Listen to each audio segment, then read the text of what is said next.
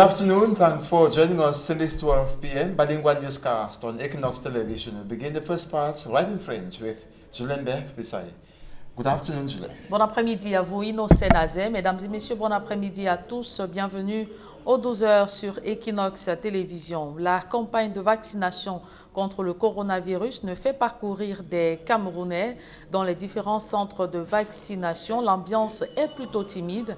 Illustration à Bonassama, dans le 4e arrondissement de la ville de Douala. Là-bas, les candidats aux vaccins se font de plus en plus rares. Les populations demeurent réticentes à la vaccination après les polémiques autour de ces différents vaccins. Claude Ekwa et Nadine Yambou.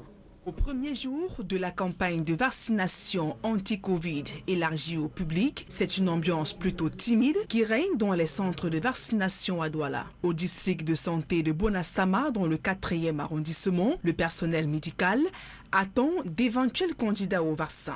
Selon des responsables, ils arrivent au compte-gouttes. Nous recevons des personnes âgées beaucoup plus qui viennent volontairement se faire vacciner. Selon les nouvelles recommandations du ministre, nous essayons de mettre ça en application. Dans les rues de Bonabéry, des candidats au vaccin se font rares. La polémique autour du vaccin, avec la suspension d'AstraZeneca dans plusieurs pays européens, des fake news et des rumeurs qui circulent sur les réseaux sociaux, suscite la réticence de la population à se faire vacciner. Je ne suis pas sûre pour ce vaccin-là. Tous les polémiques que j'entends sur ça, là, non, je ne suis pas encore rassurée. Jamais. Je ne peux pas me faire vacciner. On a peur parce que nous ne sommes pas sûrs où c'est le vrai vaccin ou ce n'est pas le vrai. Depuis que je suis né, peut-être j'ai pris les injections quand j'étais bébé parce que c'était pas moi, c'était mes parents. Donc depuis là, moi, j'ai jamais fait une injection. Je pense pas que je peux aller me vacciner pour le moment. Je reste encore dans le suspense. Malgré ces obstacles, les autorités sanitaires se disent confiants et rassurent que jusqu'ici, aucun cas d'effet secondaire n'a encore été enregistré depuis le lancement de la première phase avec les personnels de santé. Nous n'avons pas encore reçu une personne avec des effets secondaires. Dès que vous arrivez au poste de vaccination, on vous reçoit. On prend des évaluations parce qu'il faut savoir si vous faites des fièvres ou pas. Nous essayons de prendre des mesures par rapport à ça, donc prendre des paramètres avant de procéder à la vaccination proprement dite. Par contre, d'autres Camerounais ne trouvent aucun inconvénient à se faire vacciner pour se prémunir contre la pandémie de coronavirus. C'est normal de se faire vacciner pour prévoir la maladie. Parce que la santé avant tout, quand le gouvernement nous dit déjà qu'il faut qu'on ait confiance, il faut qu'on ait confiance. Au district de santé de Bonassama, dans le 4e arrondissement, l'opération de vaccination se déroule tous les jours ouvrables entre 7h30 et 15h30. Le personnel médical encourage les populations cibles, notamment celles âgées de plus de 50 ans et celles ayant des comorbidités, à se faire vacciner. Redoubler de vigilance face à la multiplication des cas de Covid-19 et les menaces sécuritaires du fait des séparatistes anglophones. Telles sont des prescriptions du gouverneur de la région du centre lors du comité de coordination administrative et sécuritaire. Durant les travaux tenus à Konolinga, Paul Nasseribeya a fait le point sur la situation épidémiologique et l'encadrement sécuritaire durant la prochaine Coupe d'Afrique des Nations. Marcelin Gansop et Emmanuel Diop. Si la tendance est à la baisse, après la flambée observée en février et mars dernier, l'heure n'est cependant pas au relâchement, puisque l'ennemi Covid ne dort pas dans la région du centre. Nous avons toujours dit que le centre était l'épicentre de cette pandémie. Rendez-vous compte qu'il y a 3 semaines, on était à plus de 200 cas de Covid à Oka, avec plus de 80 cas sur oxygène. Mais actuellement, nous sommes dans les 54 cas, avec seulement 6 cas sur oxygène. Même en cas de décès, avant on a enregistré 33 cas, mais cette fois-ci nous sommes à moins de 15. Ce qui veut dire qu'il y a une tendance à la baisse. Au 27 avril, le tableau affiche 25 035 cas confirmés pour 379 décès enregistrés dans la région du centre. C'est suffisamment grave pour que les populations ne baissent pas les bras quant au respect des mesures barrières. Il est question donc aux gens de respecter les mesures barrières et de faire tout pour ne pas mettre les autres dans des situations difficiles. Même comme c'est volontaire, nous encourageons nos populations de se faire vacciner. Peut-être c'est une porte de sortie aussi de cette pandémie, parce que, voyez-vous, nous avons enregistré des cas de morts de hautes personnalités et nous pensons que le vaccin vient donc diminuer les cas à gros risque. À la crise sanitaire s'ajoute la situation sécuritaire qui fait perdre le sommeil aux autorités administratives et forces de maintien de l'ordre. La menace viendrait des séparatistes qui ont fui le Nozo. Avec la dislocation des amazoniens dans le nord et le sud-ouest, nous avons des informations que certains sont en train de fuir les zones au lieu d'aller dans les centres de désarmement. Ils viennent plutôt dans les villes pour donc vivre donc comme des citoyens normaux, d'autres avec d'autres objectifs dans leur tête. Donc nous sommes en train de suivre ces cas. Il y a des cas de jeunes, de la jeunesse maintenant, qui préoccupent même à plus haute sphère de sa République avec la consommation des drogues, les abus sexuels qui se passent dans les écoles. À 9 mois de la CAN, le patron de la région du centre prescrit une vigilance des plus accrues, mieux que celle observée avant, pendant et après le CHAN. Nous avons demandé aux autorités administratives de préparer, de prendre toutes les mesures, d'abord de sécurité, parce que nous allons recevoir beaucoup de délégations, voyez-vous, des poules de 4 équipes, ça donne 8 équipes. Donc ce sera difficile pour entretenir la sécurité. Donc nous appelons donc aux autorités administratives de tout faire pour travailler dans ce sens. Le gouverneur de la région du centre n'a pas manqué de distribuer les bons et les mauvais points. Parmi les mauvais élèves, les fonctionnaires et majoritairement les enseignants dont l'absence criarde à leur poste de travail est préjudiciable au rendement des élèves. Il y a aussi les entreprises qui se cachent derrière la Covid-19 pour abandonner les chantiers lorsque ceux-ci ne sont pas simplement mal exécutés. Des pratiques peu orthodoxes qui doivent cesser pour le bien de tous, a martelé le patron de la région du centre. Les populations de l'arrondissement de Biyura dénoncent l'abandon de leur localité dans le sous-développement par les pouvoirs publics. Pas de route, pas d'électricité, encore moins d'eau potable. Elles ont exprimé leur mécontentement au sous-préfet lors de sa récente tournée. Eko Kalobé, Sylvestre Hippolyte Zangao. Long de 25 km, le tronçon Biyura-Pouma reste non bitumé. Alors que la saison des pluies s'annonce, les craintes des populations s'agrandissent. Avec une roue boueuse, difficile de circuler dans cette zone agricole. Quelques mois après sa prise de fonction, le sous-préfet de l'arrondissement de Biyura a effectué une tournée dans les 10 villages que compte son unité de commandement. Comme ailleurs, ici à Sompoix, les doléances des populations sont abondantes. Entre l'absence d'eau potable, l'électricité et le sous-développement ambiant, le chef du village de Sompoix, s'adressant au sous-préfet, fustige l'attitude de la mairie qui, selon lui, manque à bien de devoirs, surtout dans le domaine de l'éducation. Nous ne sommes pas contre le maire, n'est-ce pas? Mais nous lui demandons de venir faire des choses dans ce village. On ne peut pas avoir une école dans un village, monsieur le sous-préfet. On prend l'école maternelle, on va mettre dans un village qui n'a même pas d'espace où les enfants peuvent aller à l'école. L'école publique est là, on prend l'école maternelle, on donne à ses amis. On ne peut pas avoir un enseignant à son poids, on l'affecte à son mapan. Aujourd'hui, les populations riveraines de ce village n'ont même plus d'enfants. Ici, ils ont amené tous les enfants à Ezeka, d'autres à Pouma. Ils payent des loyers, des logements, ils n'ont quels moyens. Voilà le problème que nous vivons ici. Comme pour aller à la rescousse de la mairie, le sous-préfet de l'arrondissement de Biyura affirme qu'elle ne peut aller au-delà des moyens à sa disposition. On ne peut pas penser que seule la mairie peut construire l'arrondissement de Biyura. Déjà, la mairie de Biyura, elle est pauvre. Elle ne vit que sur les CAC, qui veut dire centimes additionnels communaux, sur les subventions de l'État. Et bien que quand on parle de fonds propres pour la mairie ne peut pas récolter 2 ou 5 millions d'impôts par an. Suite aux difficultés qu'elle rencontre, Biyura se vide de sa population jeune. Un exode rural important que n'approuve pas le sous-préfet. Quand vous faites le tour dans les différentes écoles, les effectifs sont médiocres. Tellement médiocres. Bon, il y a des écoles qui n'existent, qui a un effectif de 2, 3, 4 élèves. Ce qui se passe, c'est que les jeunes de ce village se retrouvent dans des écoles situées en ville.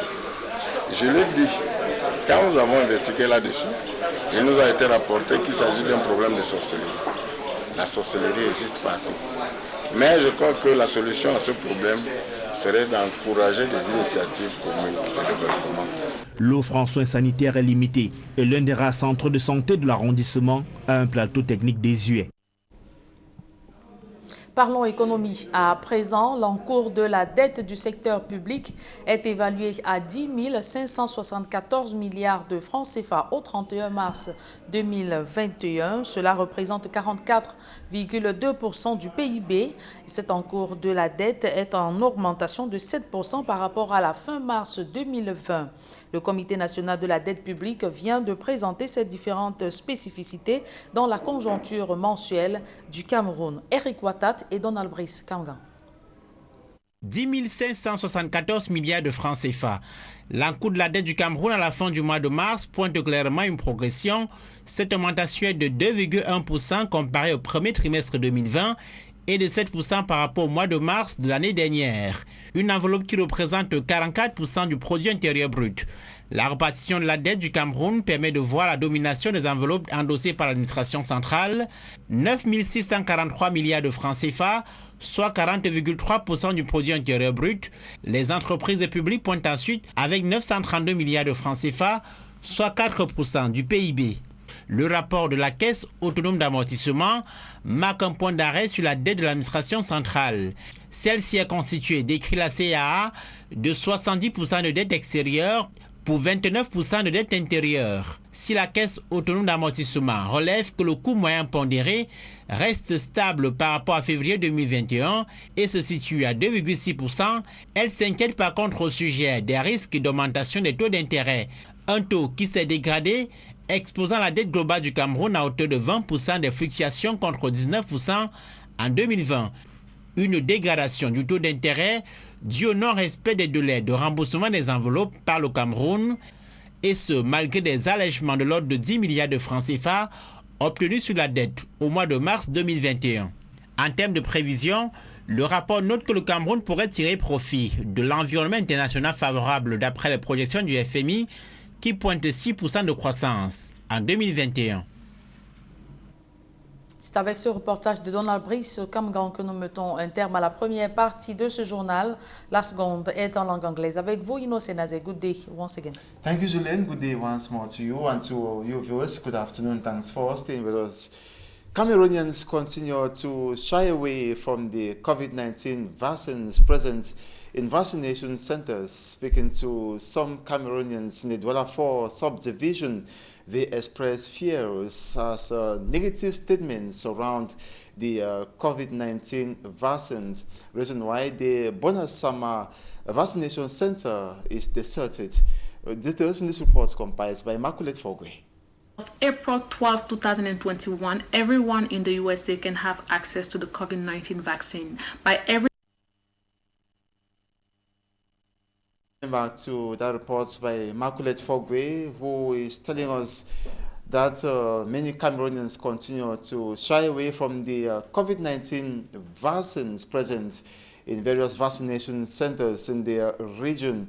Speaking to some city dwellers in the Douala 4 subdivision, they advance fear, saying the negative statements that surround the vaccine is equally making them to be afraid to have it administered them. And the Bonasama vaccination center as well is deserted. Details with Immaculate Fogwe. Day one of the anti-COVID-19 vaccination campaign targeting the public registers a timid turnout of persons in vaccination centers in Douala. Here at the Bonasama District Hospital in the Douala 4 subdivision, health personnel are seated patiently waiting for persons to come get themselves vaccinated. We are turning to persons above the age of 50. Persons suffering with hypertension and diabetes are given priority. On the streets of Bonaberry, several persons are unwilling to get themselves vaccinated due to mistrust and anti-vaccine sentiment. I cannot get myself vaccinated after listening to testimonies made by some people abroad concerning the secondary side effects of the vaccine. I am very scared. I might change my mind later, but for now, I am not getting myself vaccinated. Moi, je n'ai pas peur de la mort. Health officials are reassuring the public that no health personnel who got vaccinated have shown manifestations of secondary effects, which is a clear indication that the vaccines are safe. Few other persons on the streets of Bonaberi, however, show interest in the vaccines. Yes, I will take the vaccine just to prevent the pandemic, the coronavirus that is killing too much in Africa. The minister have showed us the good example. And even as I'm telling you, I'm seeing the Chinese coming to take the vaccine regularly every day. So that is what convinced me to take the vaccine. At the Bonasama District Hospital, vaccination takes place every day from 7:30 a.m. to 3:30 p.m. Health personnel are encouraging the targeted persons to get themselves vaccinated.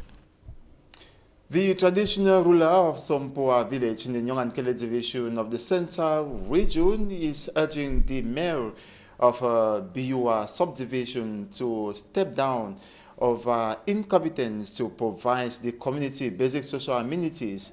He was speaking, that was during the visits of the divisional officers. Manjikan Gabriel reports. This stretch of road linking Biua to Puma, covering 25 kilometers, still remains untarred, even though the rainy season is gradually announcing its presence as the population cry out. Months after he took up duties, the divisional officer of Biua made a Meet the People's tour of all 10 villages that make up his area of jurisdiction. Just like in the other villages he visited, the divisional officer was told at some poor village that they are in need of basic social amenities ranging from water, electricity, and good roads. The traditional ruler of Sompoa, in his address to the divisional officer, said the council is failing on one of their missions, which is to enable the education of their kids. If nothing is done in my village before the end of their mandate, I'm asking them to resign. Biua has many children who can take over and work efficiently. Sompoa village is not against the mayor. We can't have a nursery school hidden in the bush. On prend l'école maternelle, on va mettre dans un village qui n'a même pas d'espace où les enfants peuvent aller à l'école. But the divisional officer intervened on behalf of the council, who told the villagers that the council works according to the means put at their disposal. We make a census of projects that will be funded to those concerned. For example, we cannot say the council alone can reconstruct Biua community, since they count on other external fundings. The council alone can't afford 2 to 5 million francs CFA annually, so it's difficult for them to realize big projects. Sur les subventions de l'État. Quand on parle de fonds propres pour la mairie ne peut pas récolter 2 ou 5 millions d'impôts par an, ce qui revient donc impossible à celle-ci de réaliser des projets pour les... Because of the underdevelopment of Biua, most of its youths have fled to town. The president of the Southwest House of Chiefs laments over the fact that since the installation 4 months ago, they have not been able to record, so realize certain activities. He describes it as disgraceful. And Chief Atem Ebako was speaking Tuesday in Boya during training seminar of the executive members of the Southwest Regional Council. Derek Jotto was there to compile this report. These are members of the Southwest Regional Executive Council in an informative and training seminar. A delegation from the Cameroon Ministry of Decentralization and Local Development is sent from Yaoundé for the assignment.